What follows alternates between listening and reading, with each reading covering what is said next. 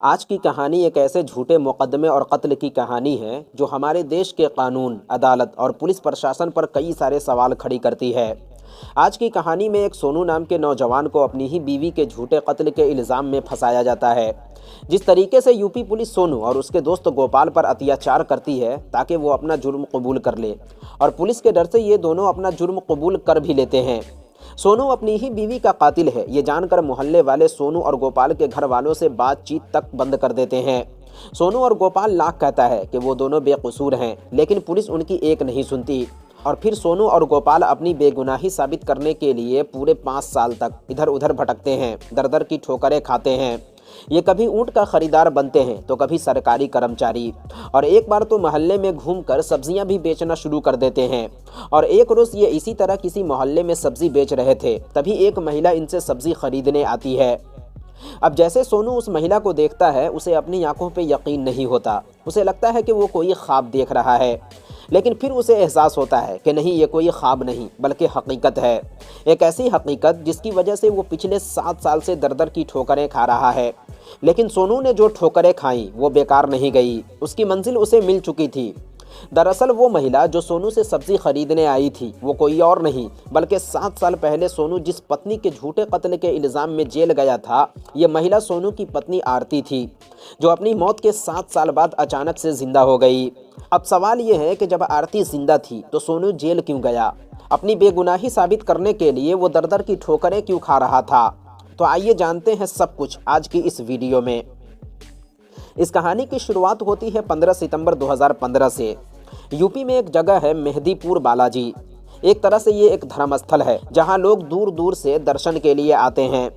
इसी यूपी के वृंदावन से 8 सितंबर 2015 को एक परिवार मेहदीपुर बालाजी दर्शन के लिए आता है। दरअसल इस परिवार के जो मुखिया थे उनका नाम था सूरज प्रसाद गुप्ता। तो सूरज प्रसाद गुप्ता अपनी पत्नी, 2 बेटे और एक बेटी जिसका नाम आरती था, मेहदीपुर बालाजी पहुंचते हैं।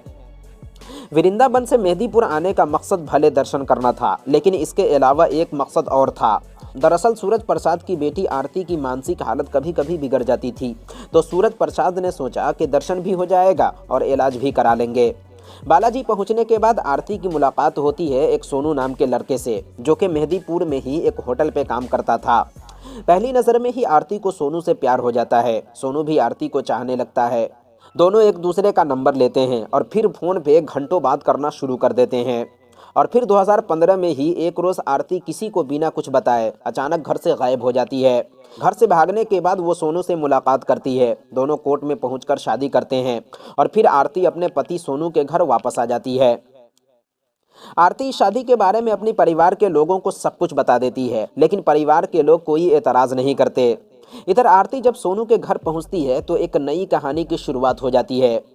आरती को अपने पति के घर आए 4 से 5 दिन भी नहीं गुजरता, वो सोनू से अजीब अजीब किस्म की डिमांड करनी शुरू कर देती है। आरती कहती है कि तुम अपनी ज़मीन और बैंक बैलेंस हमारे नाम कर दो, इसके अलावा हमें एक 4 व्हीलर भी चाहिए। अब शादी के 4 दिन बाद ही इस तरह के डिमांड के बारे में सुनकर सोनू को भी कुछ समझ में नहीं आता कि आखिर आरती इस तरह की बातें क्यों कर रही है। अब सोनू होटल पे नौकरी करने वाला एक मामूली इंसान, वो आरती के इन बड़े बड़े डिमांड को कहां से पूरी करता। जब सोनू अपनी पत्नी आरती की डिमांड पूरी नहीं करता तो आरती शादी के ठीक 8वें रोज़ अपने पति को बिना कुछ बताए घर से गायब हो जाती है। अब सोनू परेशान इधर उधर अपनी पत्नी को ढूंढता है, लेकिन आरती का कोई सुराग नहीं मिलता।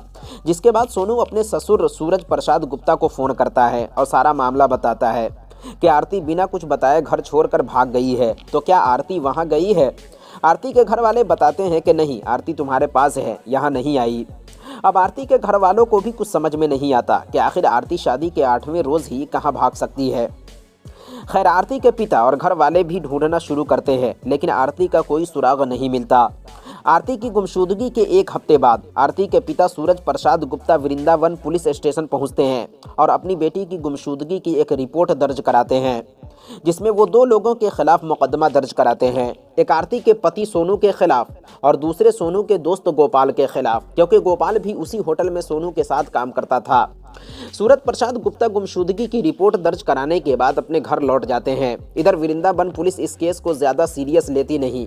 अपनी आदत के मुताबिक पुलिस को लगता है कि पारिवारिक झगड़ा है, कुछ दिनों में खुद ब खुद लौट कर आ जाएगी।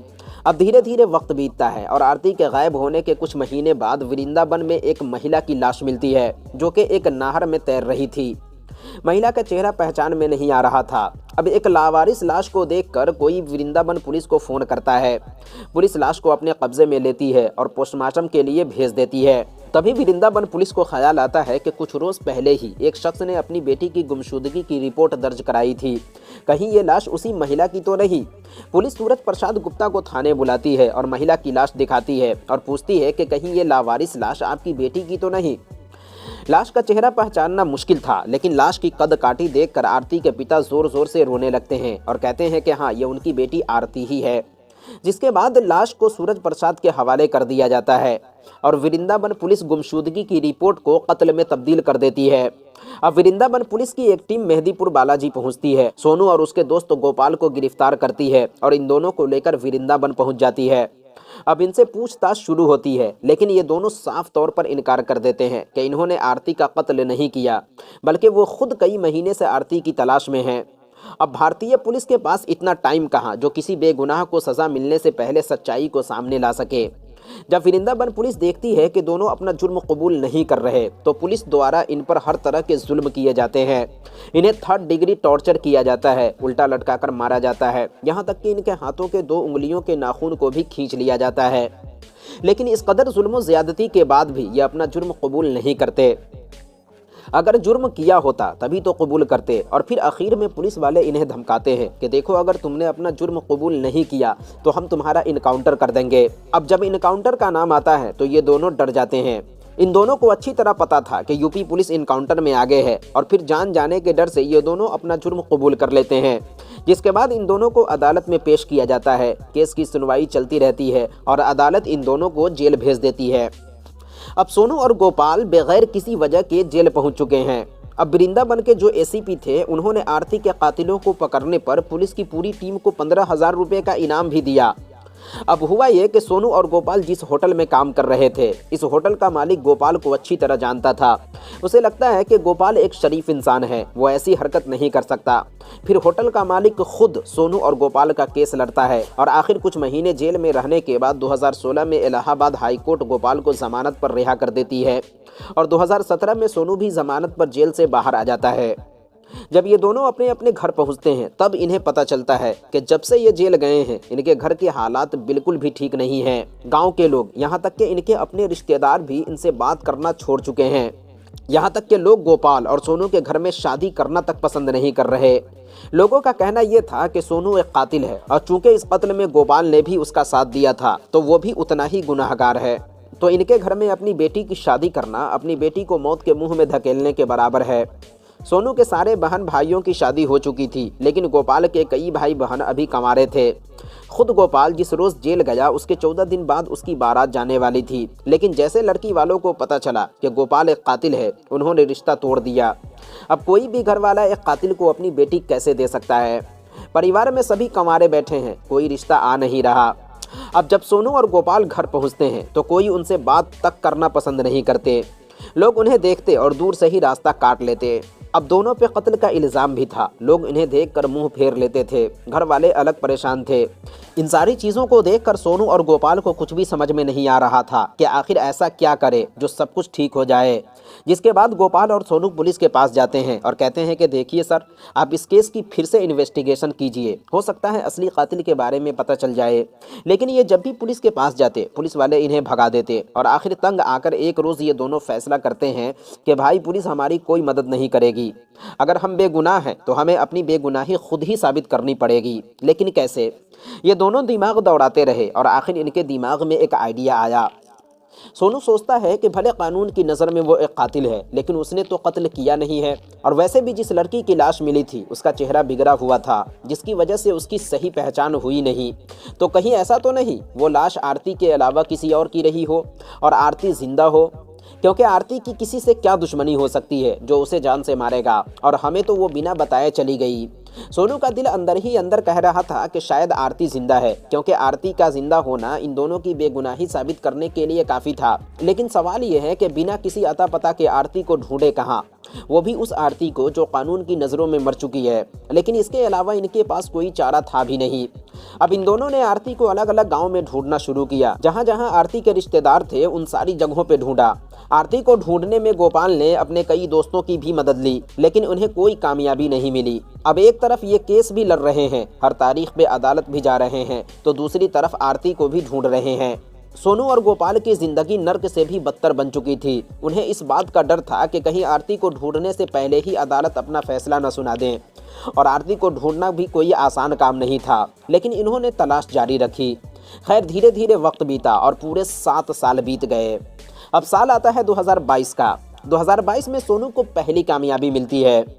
गोपाल का एक दोस्त भी आरती की तलाश में लगा हुआ था, तो गोपाल के दोस्त को अपने किसी जानकार से खबर मिलती है कि मेहदीपुर से कुछ दूरी पर एक गांव है जहां एक महिला पिछले 7 साल से अपने पति के साथ रह रही है।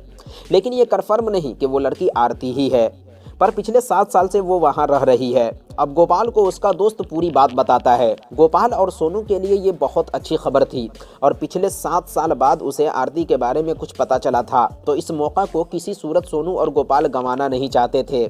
लेकिन सबसे मुश्किल काम ये था कि वो महिला आरती ही है, इसे कन्फर्म करने के लिए वहाँ जाएगा कौन। और इसकी वजह ये थी कि आरती सोनू और उसके दोस्त गोपाल को अच्छी तरह पहचानती थी, तो अगर ये दोनों जाते और आरती को जर्रा बराबर भी शक होता, वो वहाँ से फरार हो जाती। और एक बार आरती अगर फरार हो जाती तो दोबारा उसे ढूंढ पाना लगभग नामुमकिन होता। तो दूसरी मुश्किल ये थी कि सोनू और गोपाल के अलावा तीसरा कोई भी शख्स आरती को अच्छी तरह पहचानता भी नहीं था। खैर, गोपाल और सोनू पूरी तरह से अपना भेष बदलता है और उस गांव में पहुंच जाता है। अब यहाँ एक दिक्कत और थी कि ये दोनों बिला वजह एक अनजान गांव में ज़्यादा देर तक ठहर नहीं सकते थे, क्योंकि लोग शक की निगाह से देखने लगते। तो जब ये दोनों उस गांव में पहुंचते हैं तो अपने आप को वो ऊंट का खरीदार बताते हैं और इस तरह वो पूरे गांव में बड़े आराम से घूमते हैं और किसी को इन पर शक भी नहीं होता। लेकिन फिर भी इन्हें कोई कामयाबी नहीं मिलती, लेकिन ये हिम्मत नहीं हारते और एक बार फिर ये अपना भेष बदलते हैं और इस बार ये सब्जी का रेरा लेकर पूरे गाँव में घूमते हैं। और ख़ासकर ये उस घर के आसपास घूमते थे जिस घर के बारे में इन्हें शक था। और आखिर कई दिनों की मेहनत के बाद इनका ये तरीका काम कर जाता है और उन्हें पहली कामयाबी मिल ही जाती है।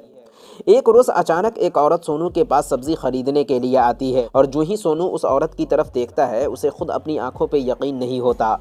ये औरत कोई और नहीं बल्कि सोनू की पत्नी आरती ही थी, जिसकी वजह से सोनू और गोपाल पिछले 7 साल से दर-दर की ठोकरें खा रहे थे।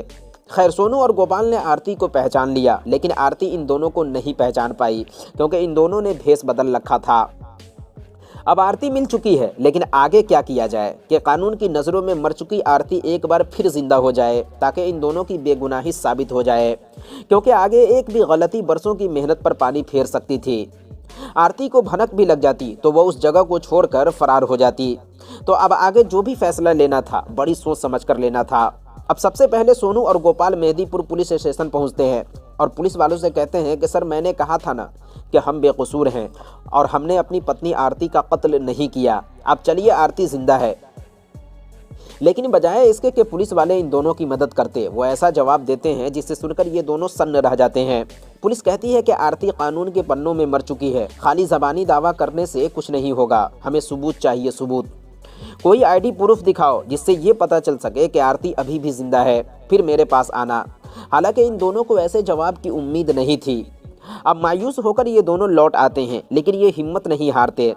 अब ये बात पता है कि आरती जिंदा है, लेकिन आरती से आईडी प्रूफ लेकर पुलिस वालों को देना ये बहुत मुश्किल काम था। लेकिन सोनू और गोपाल यहाँ भी अपना दिमाग लगाता है और एक प्लान बनाता है और इस प्लान को अंजाम देने के लिए गोपाल अपने एक दोस्त को तैयार करता है। इसकी वजह यह थी कि इस दफ़ा गोपाल और सोनू इस प्लान को अंजाम नहीं दे सकता था, क्योंकि इस बार आरती को सिर्फ पहचानना नहीं था बल्कि उससे आईडी प्रूफ भी मांगना था। अब गोपाल का दोस्त एक ई मित्र यानी सरकारी कर्मचारी बनकर उस गांव में पहुंचता है और एक एक घर में जाकर लोगों को बताता है कि जिन जिन घरों में टॉयलेट नहीं बना है सरकार उन सभी को टॉयलेट बनाने के लिए पैसे देगी, और वो भी 2 लाख रुपए। अब 2 लाख का नाम सुनकर हर किसी के मन में लालच पैदा होता है। अब गोपाल का दोस्त पहुंचता है आरती के घर, उसे भी पूरी स्कीम बताता है। घर के लोग तैयार हो जाते हैं। अब गोपाल का दोस्त कहता है कि अगर आप लोग इस सुविधा का लाभ उठाना चाहते हैं तो घर में जितने भी सदस्य हैं, चाहे मर्द हो या औरत, उन सभी को अपनी अपनी आईडी प्रूफ जमा करनी होगी। 2 लाख का नाम सुनकर सारे लोग अपनी आईडी जमा करा देते हैं और उन्हीं आईडी प्रूफ में एक आईडी आरती का भी होता है, जिसके बाद गोपाल का दोस्त वहां से वापस आ जाता है। अब गोपाल के हाथ आरती के जिंदा होने का पुख्ता सबूत लग चुका था। फिर क्या, गोपाल और सोनू मेहदीपुर पुलिस स्टेशन पहुंचते हैं और पुलिस वालों से कहते हैं कि हमने कहा था ना आरती जिंदा है, ये रहे उनके आईडी प्रूफ और कागजात पे जिंदा होने के पुख्ता सबूत। जब पुलिस वाले आरती के आईडी प्रूफ देखते हैं तब उन्हें पहली बार लगता है कि अब कुछ करना पड़ेगा, वरना बहुत बड़ी बदनामी होगी। लोग पुलिस वालों पर थू-थू करेंगे कि किसी बेगुनाह से ज़बरदस्ती जुर्म कबूल करवाकर उन्हें सलाखों के पीछे धकेल दिया गया। अब पिछले 7 साल में पहली बार पुलिस वाले हरकत में आए। चूंकि आरती की गुमशुदगी की रिपोर्ट वृंदावन पुलिस स्टेशन में लिखाई गई थी, तो मेहदीपुर पुलिस वृंदावन पुलिस से संपर्क करती है कि 7 साल पहले एक आरती नाम की लड़की का कत्ल हुआ था, जिस कत्ल का मुकदमा 2 लोगों पर चल रहा था, लेकिन ये दोनों बेकसूर है क्योंकि आरती का कभी कत्ल हुआ ही नहीं। आरती के जिंदा होने के हमारे पास पुख्ता सबूत हैं। अब वृंदावन पुलिस आरती का एड्रेस लेकर उसके घर पहुंचती है। फिर आरती को अरेस्ट करके थाने लाया जाता है। अब आरती से पूछताछ शुरू होती है। पुलिस वाले पूछते हैं कि तुम तो 7 साल पहले मर चुकी थी, तो फिर तुम जिंदा कैसे हो गई? आरती जरा चौंक के जवाब देती है कि मर गई थी, क्या मतलब है आपका? अब पुलिस वाले उसे पूरी कहानी सुनाते हैं कि 7 साल पहले तुम्हारे पिता ने तुम्हारा अंतिम संस्कार भी कर दिया और तुम्हारे कत्ल का इल्ज़ाम सोनू और उसके दोस्त गोपाल पर लगाया गया। 1 साल भर तो दूसरा 1.5 साल तक जेल में भी रहा और आज तक दर-दर की ठोकरें खा रहा है। आरती कहती है कि मुझे कुछ नहीं पता, मैं बस इतना जानती हूँ कि मैंने सोनू से प्यार किया, उससे शादी की, लेकिन सोनू हमारी डिमांड पूरी नहीं कर सका और इसीलिए मैंने सोनू को छोड़कर एक दूसरे आदमी से शादी कर लिया। और इन 7 सालों में मैंने अपने घर वालों से कभी बात भी नहीं की ताकि मैं सच्चाई जान सकूं। अब सच्चाई जानने के लिए आरती की माँ और भाई को बुलाया जाता है। वो दोनों आरती को देखते ही पहचान लेते हैं। फिर आरती की माँ और भाई से पूछा जाता है कि क्या आपको आरती के जिंदा होने का पता था? उन्होंने कहा नहीं। अब आरती के पिताजी को बुलाया जाता है। जब उनसे आरती के बारे में पूछा जाता है तो वो आरती को पहचानने से साफ साफ इनकार कर जाते हैं। आरती के पिता कहते हैं कि नहीं, ये मेरी बेटी आरती नहीं है। पुलिस कहती है कि ठीक है, आप अपना सिंबल दीजिए, हम डीएनए टेस्ट करेंगे। सूरज प्रसाद गुप्ता डीएनए टेस्ट कराने से इनकार कर देते हैं और फिर कहते हैं कि हाँ, ये मेरी बेटी आरती ही है। जिसके बाद उनसे पूछा जाता है कि जब ये लड़की आपकी बेटी आरती है तो फिर 7 साल पहले मरने वाली लड़की कौन थी? सूरज प्रसाद गुप्ता जवाब देते हैं कि सर, चूंकि मेरी बेटी गायब थी और लाश हमारे इलाके से मिली थी, लाश का चेहरा भी बिगड़ा हुआ था, लेकिन लाश की कद काठी आरती से मिल रही थी, तो मुझे लगा शायद ये हमारी बेटी आरती ही है। अब देखने वाली बात ये होगी कि आरती और उसके घर वाले, खासकर आरती के पिता, कितना सच बोल रहे हैं और कितना झूठ, और फिर कानून और अदालत उन्हें कौन सी सज़ा सुनाती है। साथ ही सोनू और गोपाल, जो पिछले 7 साल से दर-दर की ठोकरें खा रहे थे, उन्हें उनके बदले में क्या मिलता है। खासकर वो पुलिस वाले जिन्होंने इन दोनों से जुर्म कबूल कराने के लिए जुल्म की हर इंतहा को पार कर दिया, उन्हें भी कोई सज़ा मिलती है या फिर वो यूं ही आज़ाद घूमते रहेंगे। तो दोस्तों, ये थी पूरी कहानी। एक ऐसी कहानी जिसमें 2 लोग अपने ऊपर लगे झूठे इल्ज़ाम को गलत साबित करने के लिए 7 साल तक भटकते रहे। उनका पूरा परिवार बिछड़ गया, लोगों ने उनसे मिलना जुलना छोड़ दिया। तो जो काम कायदे से पुलिस को करना चाहिए था, उसे सोनू और गोपाल ने करके दिखा दिया। तो दोस्तों, आज की कहानी में बस इतना ही। उम्मीद है ये कहानी आपको पसंद आई होगी। अगर कहानी पसंद आई तो ऐसे ही और भी कहानियाँ सुनने के लिए चैनल को ज़रूर सब्सक्राइब करें। मिलते हैं किसी नई वीडियो के साथ। जब तक के लिए अपना और अपने घर वालों का बहुत बहुत ख्याल रखें और वीडियो देखने के लिए आप सभी का बहुत बहुत शुक्रिया।